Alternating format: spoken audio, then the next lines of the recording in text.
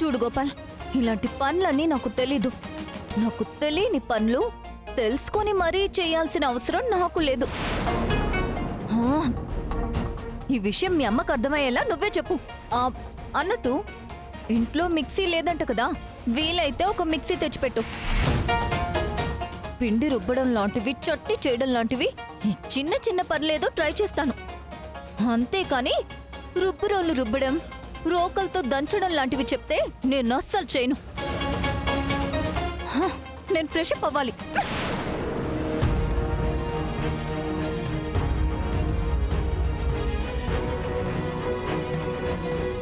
అమ్మొచ్చేలోపు పిండి రుబ్బకపోతే మళ్ళీ ఏదో ఒక గొడవ చేస్తుంది.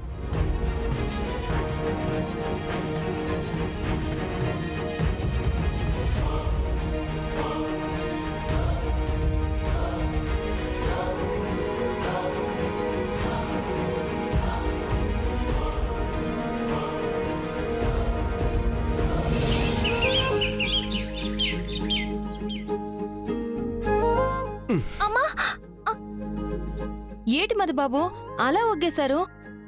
చూడు, నీకు చాలాసార్లు చెప్పాను, ఇప్పుడు మళ్ళీ చెప్తున్నాను. ఛాన్స్ వచ్చింది కదా అని నా నెత్తినెక్కడానికి ట్రై చేయకు. ఇలాంటివన్నీ చేయడానికి నాకు చాలా చిరాగ్గా ఉంటుంది. అసలు నిన్ను టచ్ చేయాలని తలుచుకుంటేనే నాకు కంపరంగా ఉంటుంది. దయచేసి అర్థం చేసుకో. తాతయ్య చెప్పినట్టు ఆ సీతారాముల కళ్యాణం మన చేతుల మీదుగా జరగడానికి వీల్లేదు. నీలాగే తాతయ్య కూడా చాలా కలలు కంటున్నారు. అసలు మనం దంపతుల్లాగే ఫీల్ అవ్వట్లేదు. ఆయనేమో మనల్ని ఆదర్శ దంపతుల్లా చూడాలనుకుంటున్నారు. పగటి కలలు కంటున్నారు. ఆయన నువ్వు కంటున్న కలలు కలలో కూడా నెరవేరవని ఈ రోజే ఆయనకి తెలిసేలా చేస్తాను.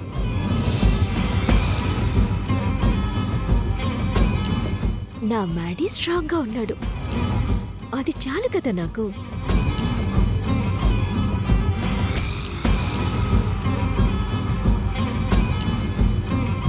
ఇదిగో పసుపు, త్వరగా పెట్టుకుంటే ఇద్దరం కలిసి అక్కడికి వెళ్దాం.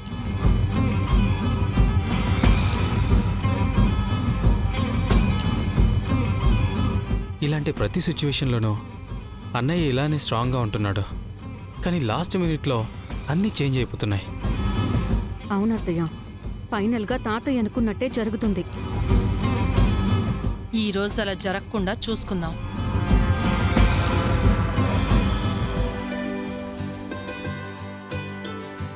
ఏమైందమ్మా అలా చింతిస్తున్నారు? మీరేం చింతించకండమ్మా. మిమ్మల్ని, మీ రాముణ్ణి, అదే మీ భర్తని కలిపే బాధ్యత నాది.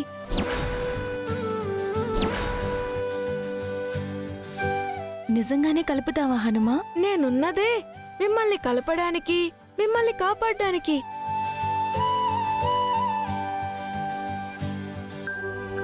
మీకు రక్షణ కల్పించి మిమ్మల్ని క్షేమంగా చూసుకోవడానికి. నన్ను నమ్ము తల్లి. ఈ హనుమంతుడేదో మాయ చేసేలా ఉన్నాడు. అది ఎలాంటి మాయ అయినా పర్వాలేదు, దాన్ని మనం తిప్పి కొట్టాలి. అలాగే చేద్దాం అత్తయ్య. ఏమయ్యా మధుసూదన్, నీ పేరుకు అర్థం ఏంటో తెలుసా నీకు?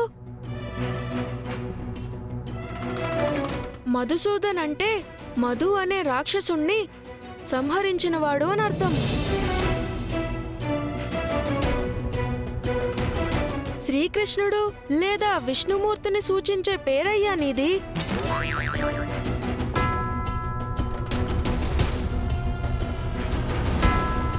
ఆ మహావిష్ణువు యొక్క 7వ అవతారమే నా దేవదేవుడు శ్రీరాముడు. ఓ,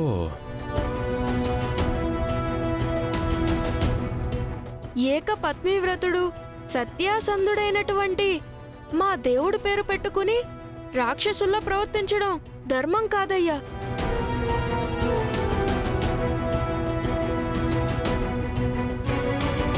వెళ్ళు, నీ భార్య కాలికి తగిలిన గాయానికి పసుపు రాసి నీ ధర్మం నువ్వు నిర్వర్తించు.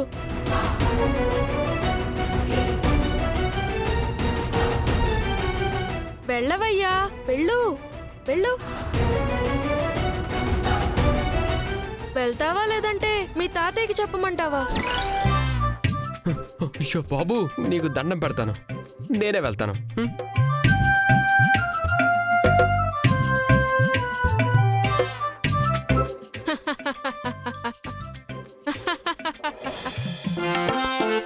ఈ సింధు చాచి పిండి రుబ్బుతోందో లేదో. ఏటమ్మాయ్, నాను చెప్పినప్పుడు నాకు రాదు, నేను చెయ్యను అని చెప్పావు. ఇప్పుడు చేస్తున్నావు. నాను చెప్పాను కదా నీకు, ప్రయత్నిస్తే అన్నీ వస్తాయని. కాని కాని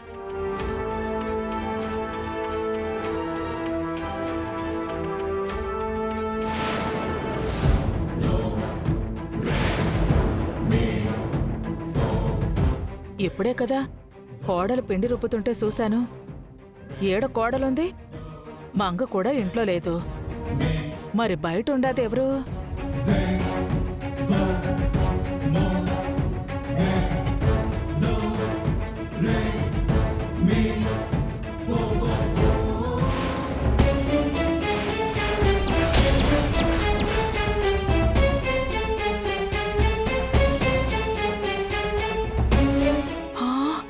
అవురి గోపి, నువ్వా? ఓలమ్మ ఓలమ్మ ఓలమ్మో, ఈ ఆడకి పనులు చేతనవేట్రా? లేరా, అమ్మా పైకిలే. అమ్మా, అయ్యో, ఏట్రా ఈ యాషవేటి పనులేటి ఇట్టా తయారయ్యావేట్రా? అసలు ఏటైనాదిరా నీకు? ఈ పాడలవాటేట్రా? అడుగుతున్నారు కదా, చెప్పరా? అమ్మా, ఈ పనులన్నీ సింధు జాక్షికి తెలియవు. తను అలా పెరగలేదమ్మా. కోటలో యువరాణిలా పెరిగిన అమ్మాయికి ఇలాంటి పనులు చెప్తే ఎలా చేస్తుందమ్మా? నువ్వేమో తన చేతే చేయించాలని పట్టుబడుతున్నావు. తనేమో చేయలేక ఇబ్బంది పడుతుంది. అందుకే తనకి మాట రాకూడదని నేనే చీర కట్టుకుని పిండి రుబ్బుతున్నాను.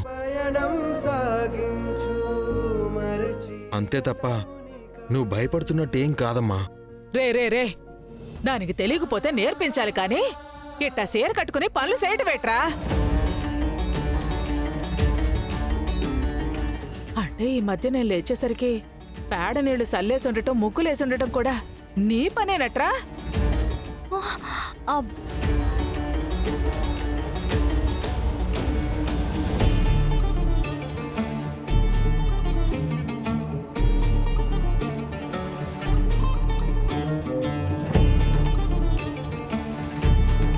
బాగుందమ్మా, చాలా బాగుంది.